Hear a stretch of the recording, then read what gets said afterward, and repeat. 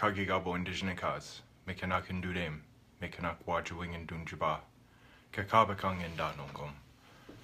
And hello all of my relatives. That's a traditional Ojibwe protocol greeting. What I said is, hello all of my relatives. My name is Kagigabo. I'm James Vukolich. I'm Turtle Clan. I'm a descendant of Turtle Mountain and I live in Minneapolis today. And Nitum, Apajigo Miigwech Bizindawyeg. I'd like to say thank you all so much for listening. Again, I love doing our Ojibwe Word of the Day live. Apajigo Nimin Wayne Dan Anishinaabe Moyan. I'm always very happy to speak our Ojibwe language. And one, I wanted to say thank you so much to everyone who liked and shared our Word of the Day earlier this week. Mini-bashki minasigani betuyengwe sichigani bakweishigan. Blueberry pie is one of my all-time favorite Ojibwe words to say. I learned how to say it quite a few years ago, and I love every opportunity I have to say it, so it's a lot of fun to say. But tonight's word of the day is one that I thought there's so much cultural insight into how this word breaks down and what it really means. And that word is Mashkiki. Mashkiki. It means medicine in Ojibwe. And here's the thing, if you go through the entire process of amatsuin, of living your life from birth to becoming an elder, you're going to get some bumps and bruises along the way. You're going to go through a lot. There's going to be times that you suffer, that you'll go through loss, and that your body will need healing too. And for Anishinaabe, what they used to get through these tough times and to heal was Mashkiki. And that word is really beautiful because what it means is the strength of the earth. It literally means the strength of the earth. And the etymology of it is mushk, which comes from this stem, mashkawazi.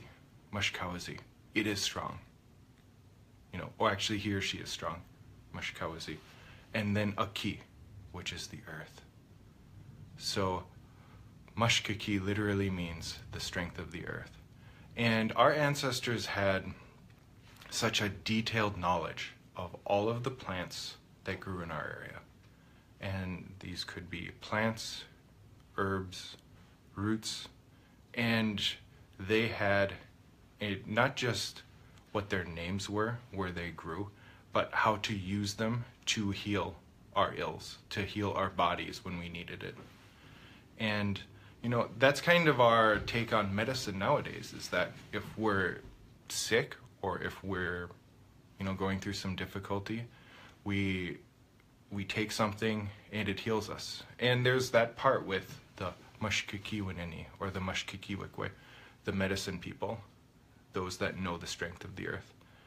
But as I began looking into that word, the strength of the earth, and approached it more holistically, I got a much wider definition of what that means, of Mashkiki. And one of them is a movement that's taking place nowadays. That is, we have some brilliant indigenous chefs who are preparing indigenous foods. And the idea behind that is food is medicine.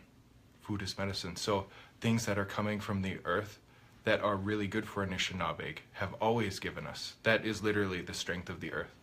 Those could be, wias. So that could be wawashkeshi wias, muzo wias, bijiki wias, or mashkade bijiki wias. So that could be like venison from the deer, from the moose. It could be buffalo meat. It's very healthy for you. It's very low in cholesterol, and that's how our people lived until 90, 100 years old. Another important one would be manomen, wild rice. That's a very outstanding superfood for Anishinaabe, and it's kept us alive literally for thousands of years. And so is maple sugar. I know we have a lot of problems with diabetes in our communities and using these refined sugars, whereas when we use the traditional sugars that we were given from the earth, the strength of the earth, we have not just a delicious condiment, but one that's very healthy for us.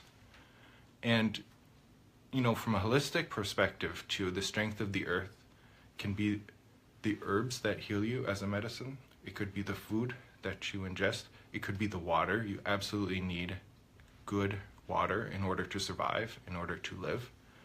And another important one would be the spiritual aspect of it. So the Mashkiki, which could be the ᒪᔥကိকি, the 4 sacred medicines that we use when we use the opwagan, which is a medicine too. The opwagan, the sacred pipe, is a medicine.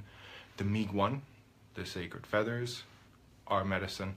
The dewaigan, the drum, is a medicine. But also the ᒪᔥကိকি, and that could be the ᒪᔥកិki or the ᒪᔥကိki. I've heard both names for sage. The wingashk, the sweetgrass, gijik, cedar, and then asema, tobacco. And when we use those, we can find spiritual healing. We find a way to pray. And so those also come from the earth, and those were given to us. And for a lot of people, they've noted that in their lives, as they have begun learning their languages, that the language can be a medicine. And really, you ask, oh, well, what does the language have to do with the earth? Which is, I think, a fair question. But if you look at the genesis of the language, where it begins, and when our trickster uncle, Winabosho, first arrives here to Aki, he's given the task to walk around the world and give a name, perform a naming ceremony for everything that's here, for the Anishinaabe that are going to come. And in giving all of the plants, the animals, the bodies of water, the minerals, an Indian name, what he's doing there is creating the Ojibwe language, the language that we're using today. So the language too, it has its genesis in the earth. And so a lot of people learning their language, learning their history through the language, their ethics, their philosophy, their spirituality, can be very profound for them. And it can have a healing effect. It can have a definite healing effect on our nations. And then ultimately, because we're from the earth, I don't know if you recall that word, akiwenzi, the one who comes from the earth, our word for old man. That if we come from the earth, then we can be medicine to one another. We can be medicine and have a healing effect for our families, for our clans, for our communities, and for all of our relatives. So go and be medicine to one another. That would be a very traditional perspective on that. And I'd like to say right now, Pajigo Miigwech Bizendawig, I'd like to thank all of you for listening to this Ojibwe Word of the Day. And yeah, please feel free to share this video.